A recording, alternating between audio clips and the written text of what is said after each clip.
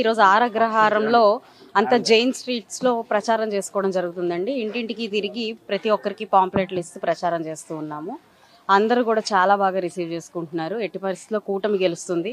ఈరోజు నరేంద్ర మోడీ గారి ఆశీర్వాదం ఎన్డీఏ కూటమికి ఉంది కాబట్టి కంపల్సరీగా మేము గెలిపించుకొని తీరుతాము. మా ఈ రోడ్లు బాగాలేదు, డ్రైనేజీ సిస్టమ్ బాగాలేదు, గుంటూరు పరిస్థితి అసలు బాగాలేదు. మా వ్యాపార సంస్థలు అన్నీ కుదేలైనవి గడిచిన 5 ఏళ్లలో.